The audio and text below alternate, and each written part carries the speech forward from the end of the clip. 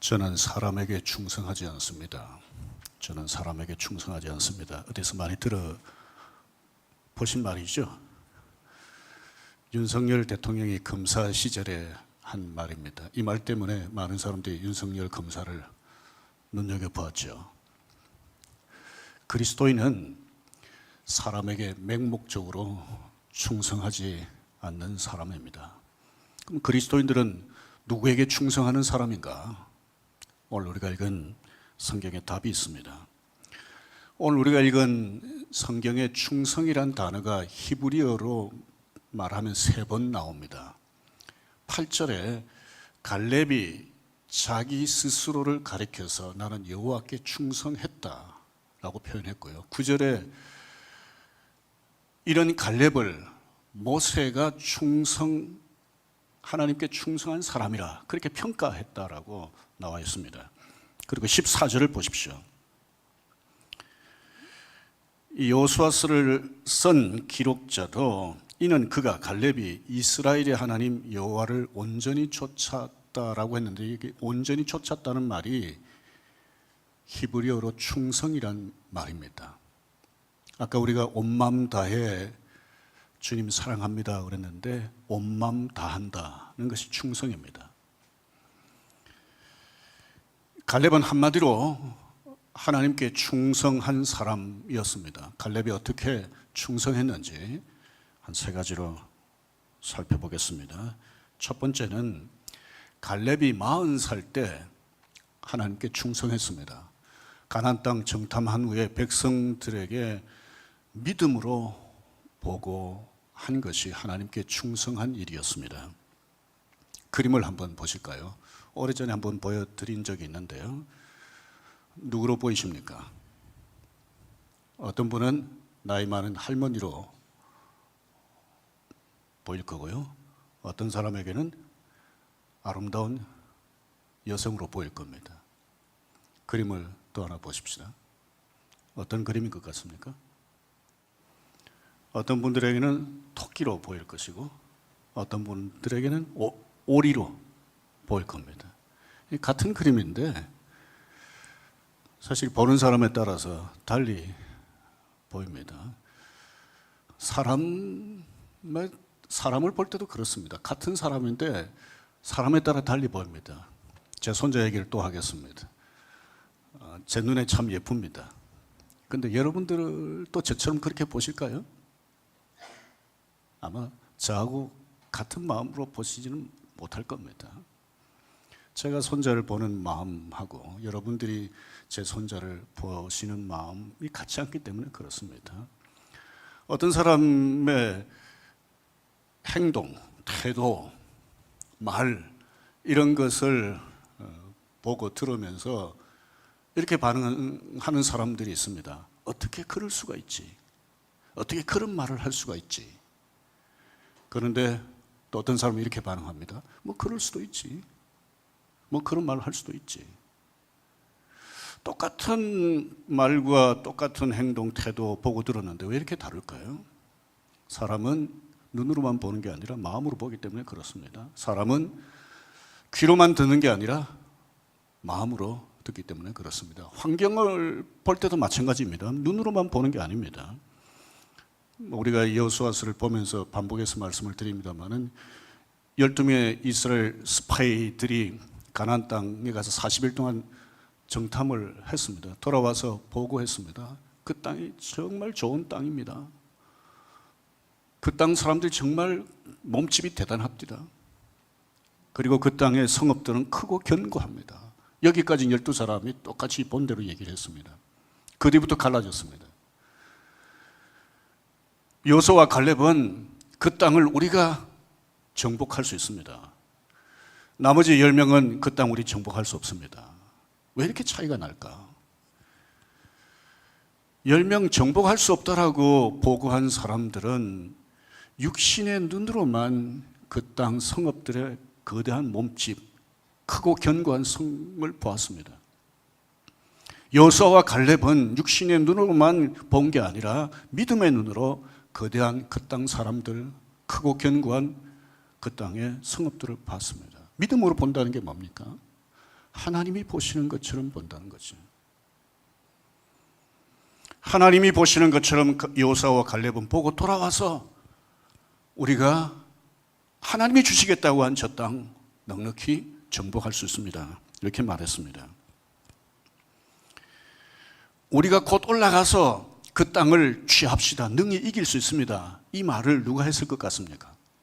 여호수아와 갈렙 중에서. 여호수아가 했으리라고 짐작하시는 분들이 있을지 모르겠는데 갈렙이 했습니다.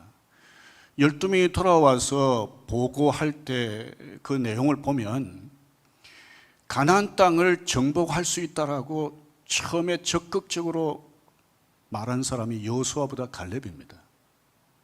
나중에 여호수아와 갈렙이 이스라엘 백성들이 원망하면서 모세 대신에 다른 지도자 세워서 애굽으로 돌아가자 이렇게 할 때 옷을 찢고 막 이렇게 한 건 나와요.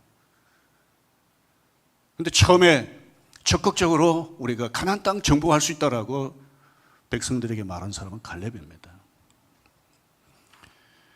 오늘 6절부터 8절은 갈렙이 그때 상황을 얘기하면서 여호수아도 이거 잘 알잖아요.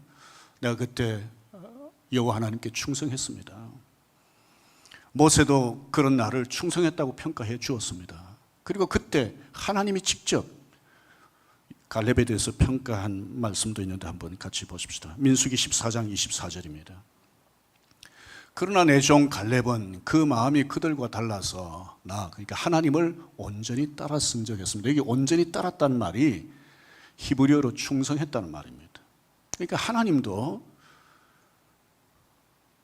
갈렙을 충성했다고 인정을 해 주셨습니다. 그러니까 45년 전 40살의 젊은 나이에 가나안 땅 정탐하고 보고하고 하는 이런 과정에 갈렙은 하나님께 충성했습니다.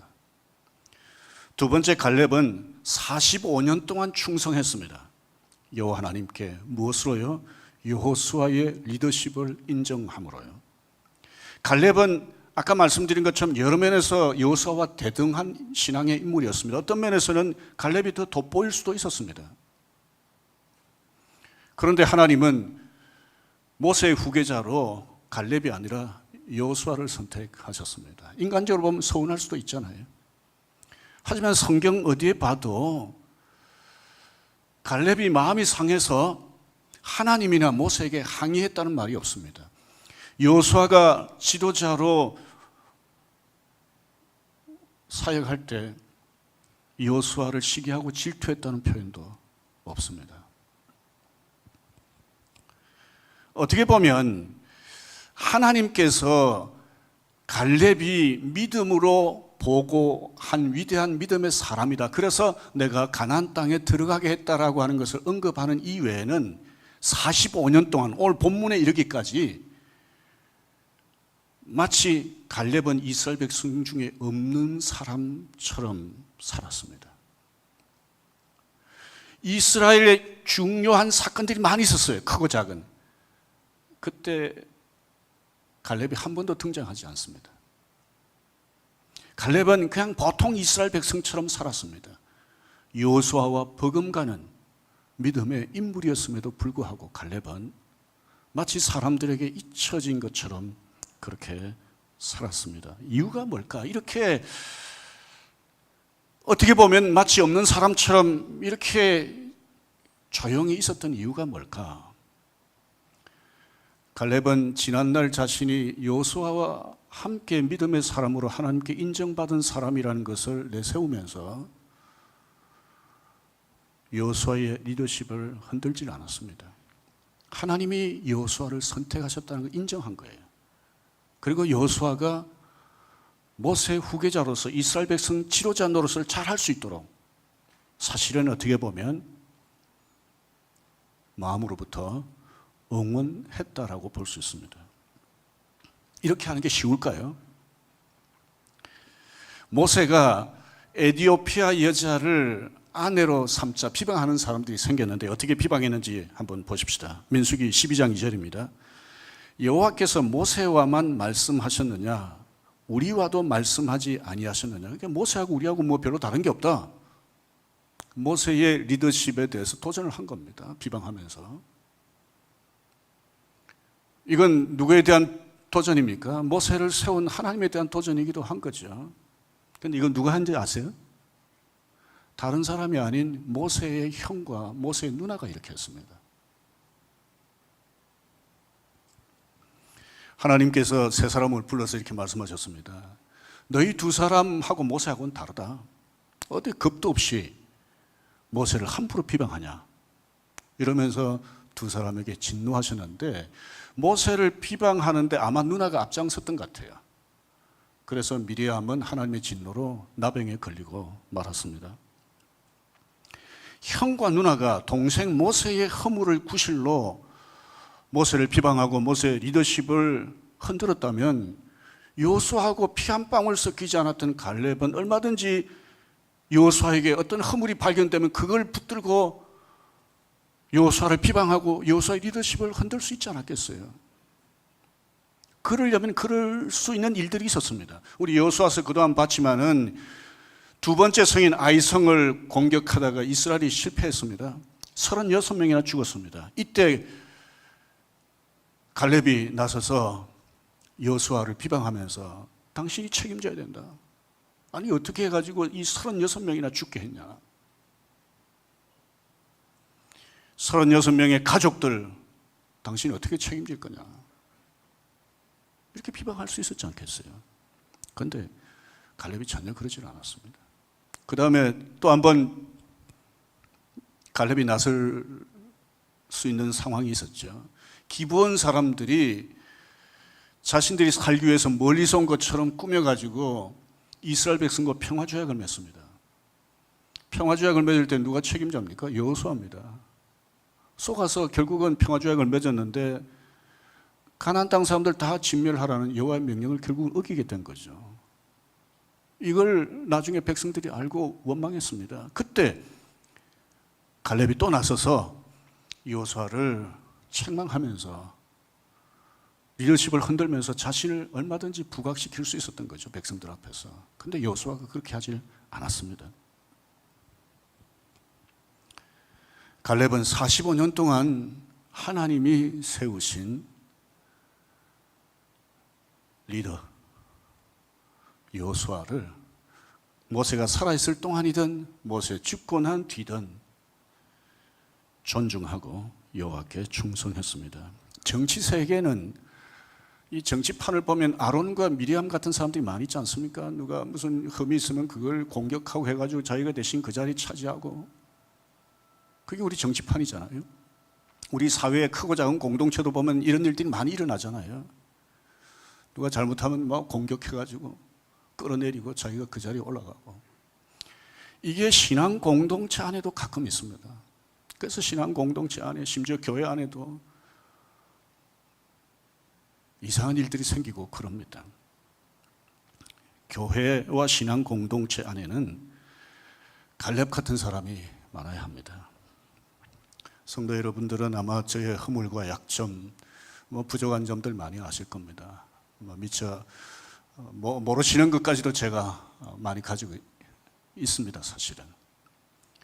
그럼에도 불구하고 제가 오늘 이 자리에 서서 예배를 인도하고 말씀을 전할 수 있게 된 것은 여러분들이 갈렙처럼 저를 대해 주셨기 때문이죠.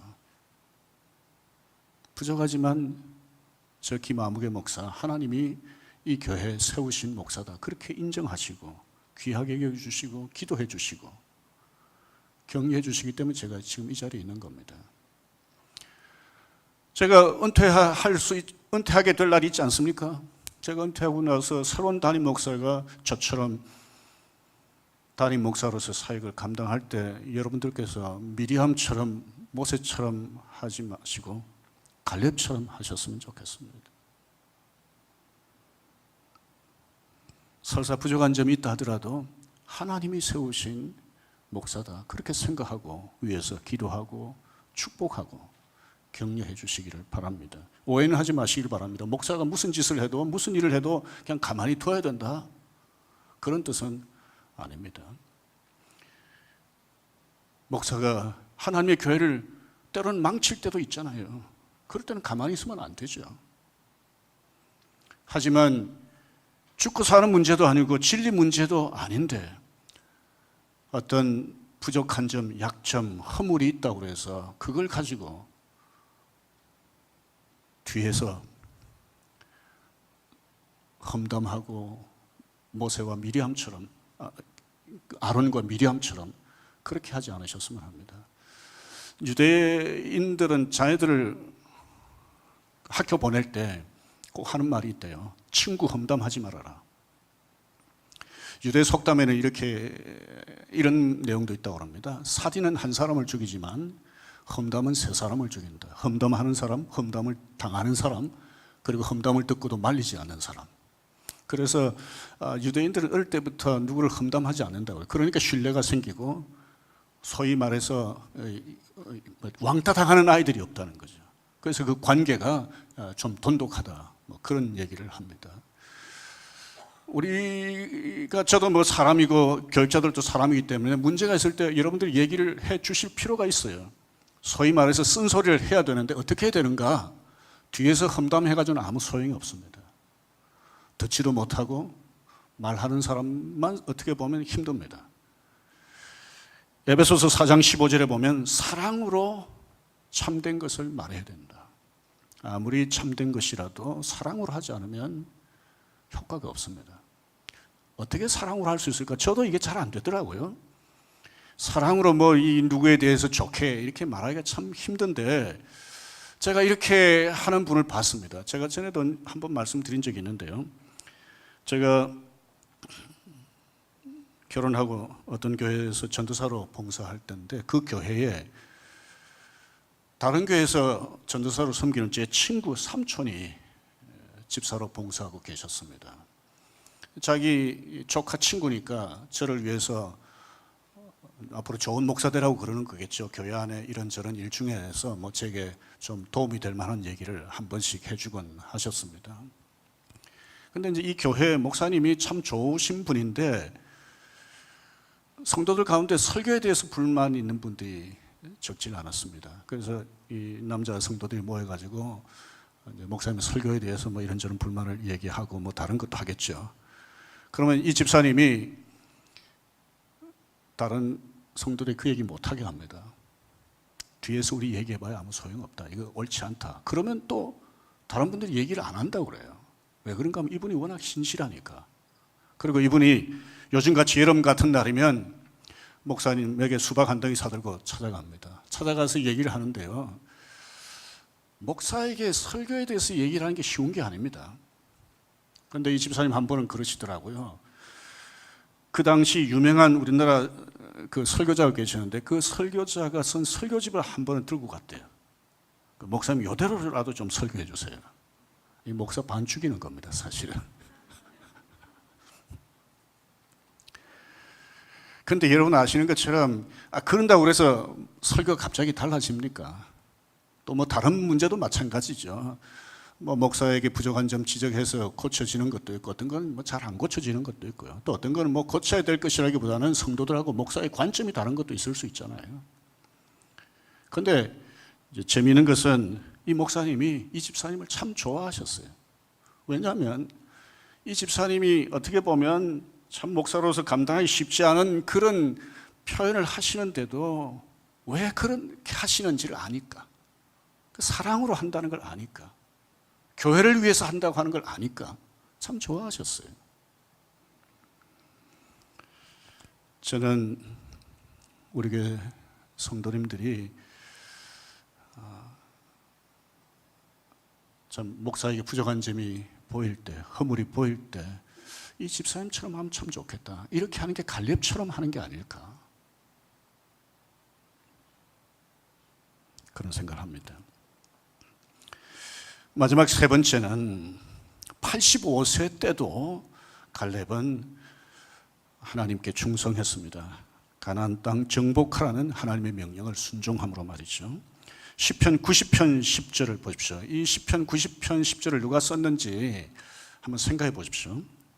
우리의 연수가 같이 읽겠습니다. 70이요 강건하면 80이라도 그 연수의 자랑은 수고와 슬픔뿐이요 신속기간이 우리가 날아가나이다. 누가 썼습니까? 모세가 썼습니다. 그러니까 모세, 갈렙, 여호수아 동시대 사람입니다. 사실은 그때 당시에 평균 수명이 한 70세쯤 됐다는 거죠. 강건하면 80이라고 그랬어요. 그런데 모세는 120살에 죽었습니다. 120살인데도 보면 눈이 흐리지 아니하고 기력이 쇠하지 아니했다고 그랬습니다. 아주 건강했어요. 왜 평균 나이보다 훨씬 오래 살게 하면서 건강하도록 하셨을까? 모세로 하여금 하나님께 충성하도록 하기 위한 거죠. 이스라엘 백성을 가나안 땅 입구까지 인도하도록 하기 위해서 하나님이 그렇게 은혜를 베푸신 거죠. 갈렙이 85세입니다. 갈렙도 다른 사람 평균 수명보다 오래 산 거잖아요. 그런데 조금 전에 우리 11절 보셨겠지만 갈렙이 뭐라고 표현합니까? 내가 45년 전이나 비슷하다고 그랬어요. 건강하다고 그랬어요. 저는 이게 좀 과장이라고 생각하는데 어쨌든 갈렙이 이렇게 표현한 이유는 뭘까요?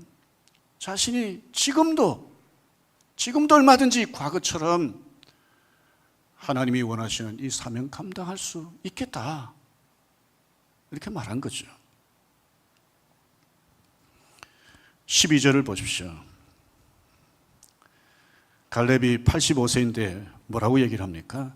그날에 여호와께서 말씀하신 이 산지를 지금 내게 주소서. 이스라엘 백성들에게 땅을 분배할 때 가장 먼저 유다 지파에게 분배했습니다. 갈렙은 유다 지파에 속합니다. 갈렙이 가장 먼저 이 산지를 달라고 그랬어요. 아니, 갈렙이 나이 좀 많다고 자기를 좀 우대해달라는 말인가? 아니면 45년 전에 가나안 땅 정탐했을 때 믿음으로 보고했다고, 하나님께서 특별히 은혜를 베풀어 주셨다고 그걸 내세우면서 좋은 땅 달라고 먼저 이렇게 얘기하는 것인가? 정말 그런 의도로 이렇게 말했을까요? 그 다음 12절 중반을 보십시다. 당신도 그날에 들으셨거니와 그곳에는 아낙 사람이 있고 거인들입니다. 그 성읍들은 크고 견고할지라도, 그러니까 좋은 땅이 아니에요. 이스라엘 백성들이 땅을 분배하지만 아직 남아있는 가나안의 그 땅에 살고 있는 사람들을 이제 지파별로 알아서 쫓아내야 되는데, 지금 이 몸집 큰 아낙 사람을 쫓아내려면 그만큼 힘이 드는 겁니다. 그런데 이 땅을 요구한 겁니다.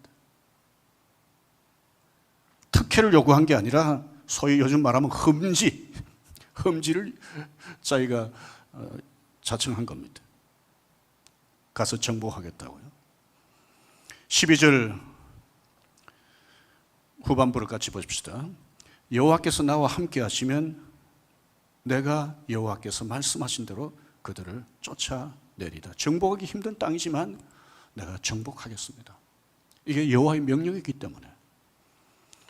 그러니까 지금 85세인데도 하나님께 충성하기 위해서 헤브론 땅을 내게 달라. 비록 험지지만 내게 달라. 내가 나이 많지만은 내가 이거 감당하겠다. 이렇게 한 겁니다. 갈렙처럼 그리스도인들은 하나님 앞에 충성해야 되는데, 이런 85세가 됐음에도 불구하고 이 산지를 내게 달라고 여호수아에게 요청했던 이런 요청에서 어떤 도전을 받습니까? 우리 교회에서 장로로 권사로 섬기시다가 만 70세가 되면 은퇴식을 합니다. 그때마다 여기저기서 말을 하죠. 직분에서는 은퇴하지만 진정한 은퇴는 하나님이 부르실 때다. 지금 갈렙이 그런 점을 우리에게 보여주는 거죠. 여러분들 건강하십니까? 건강하시면 한번 질문을 해보셔야 됩니다. 하나님이 왜 내게 건강을 주셨을까? 뭘 하라고 이렇게 건강하게 하신 걸까? 나이에 관계없이요. 우리 모두가 건강에 대한 관심이 많고 건강하기 위해서 운동도 하고 뭐 이런저런 노력들을 많이 합니다. 돈도 상당히 투자합니다. 뭐 때문에 이렇게 건강하기 원하십니까? 한번 질문해 보시길 바랍니다. 하나님이 이런 나의 노력을 통해서 건강하게 하시면 그 건강 가지고 뭘 하시려고요? 답이 있습니다. 하나님 앞에 갈렙처럼 충성하기를 하나님은 원하십니다. 충성이라고 할 때 물론 교회를 위해서 봉사하는 것만 아닙니다. 그림을 한번 보십시다. 오늘도 제가 삼각형 그림을 가지고 왔는데요. 보시면 우리는 세 영역에서 크게 하나님 앞에 충성할 수 있습니다. 가정에서 남편 노릇, 아내 노릇, 부모 노릇, 자녀 노릇, 하나님 뜻대로 잘하는 게 충성입니다. 일터에서 하나님의 사람으로 일하고 빛과 소금으로 사명을 감당하는 것, 그 역할을 하는 것, 그게 충성입니다. 그리고 교회 안에서 섬기는 게 충성입니다. 저처럼 섬기는 것도 충성이지만 오늘 또 일부배 마치고 났더니 장성에서 근무하시는 분이 몇 주 만에 올라오셔가지고 손에 장갑 끼고 집게 들고 쓰레기 주우러 가신다고. 그전에도 그렇게 하셨는데 지금도 그렇게 하십니다. 이것도 충성입니다. 이번 주말에도 지난주처럼 여전대 회원들이 수련회 하는 우리 자녀들을 위해서 섬길 겁니다. 이것도 충성입니다. 교회 안에서 크고 작은 일에 성실하게 온 마음 다해 하는 것, 여호와 하나님께 대한 충성입니다. 얼마 전에도 말씀드렸지만 103세인 김형석 교수님은 교회 안에서 강연도 하고 때로는 설교도 하신다고 그래요. 근데 이분이 그것만 하는 게 아니잖아요. 여기저기서 강연도 하고 책도 내고 신문에 글도 쓰고 그렇게 하십니다. 우리 교회 김경래 장로님 95세십니다. 지금도 100주년 기념 사업회 나가십니다. 갈렙처럼 충성하고 계시는 겁니다. 얼마 전에 돌아가신 고 이효령 박사님의 부인이 인터뷰한 걸 봤습니다. 이효령 교수께서 암으로 투병하시면서 참 살고 싶어 하셨다고 그래요. 살고 싶어 한 이유는 일하고 싶어서. 그 일이라고 하는 것은 뭐 여러 가지 의미가 있겠지만 오늘 본문대로 말하면 그가 예수님 믿고 난 뒤에 하나님 앞에 충성되게 살려고 애를 썼잖아요. 하나님이 내게 시간 더 주시면 그 시간을 사용해서 갈렙처럼 충성하고 싶어 하셨던 것 같아요.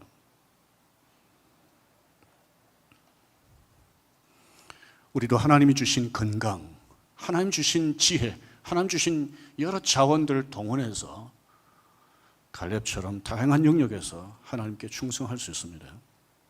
유대인을 연구하는 전문가들이 이구동성으로 하는 말이 있습니다. 유대인의 힘은 교육에서 나온다. 유대인 교육할 때 자녀 교육에 대해서 또 말하지 않을 수가 없죠. 유대인의 자녀 교육의 특징 중에 하나는 성인식이라고 그럽니다. 유대인의 자녀 교육은 성인식 전과 후로 나뉜다고 그럽니다. 유대인들은 자녀를 하나님이 내게 맡기신 자녀다 이렇게 본다는 겁니다. 그리고 성인식 하기 전까지 이 자녀를 잘 길렀다가 성인식 할 때 하나님 앞에 다시 돌려드린다 이렇게 생각한다는 거예요. 여자아이는 12살에 남자아이는 13살에 성인식을 하는데 성인식을 할 때 유대교 랍비가 아이에게 이렇게 묻는데요. 내가 세상을 사는 목적이 뭐냐? 그러면 아이가 대답합니다. 티쿤 올람, 세상을 고친다는 뜻입니다. 그러니까 유대인들은 이런 생각을 가지고 있다는 거죠. 하나님이 세상을 창조하셨는데 이 세상을 더 아름답게 하기 위해서 사람들을 사용하신다는 겁니다. 그러니까 유대인들은 어릴 때부터 하나님과 더불어서 이 세상을 더 아름답게 개선하고 발전시키기 위해서 노력해야 된다. 이런 생각을 하면서 성장한다는 거예요. 유대인들이 뭐 여러 분야에서 두각을 나타내잖아요, 세상에서. 유대인들이 이런 두각을 나타내는 이유 중 하나도 아마 이런 데 있는 것 아니겠습니까? 이 세상을 고친다. 이 세상을 좀 더 하나님 보시기 아름답게 발전시키고 개선하는 데 내가 헌신해야 된다. 오늘 우리 그리스도인들은 이런 유대인들 이상으로 이 땅에 하나님의 나라가 임하도록, 이 땅에 하나님의 뜻이 이루어지도록 헌신하고 충성해야 되지 않겠습니까? 갈렙은 40살 젊은 날에 하나님 앞에 충성했습니다. 그리고 45년 동안 충성했습니다. 85살인 때도 하나님께 충성했습니다. 저와 여러분들은 하나님이 부르실 때까지 어떻게 살기를 원하십니까? 어떻게 충성하기를 원하십니까? 한번 생각해 보십시다. 어떻게 충성하는 것이 의미 있는 삶인가? 하나님을 기쁘시게 하는 것일까?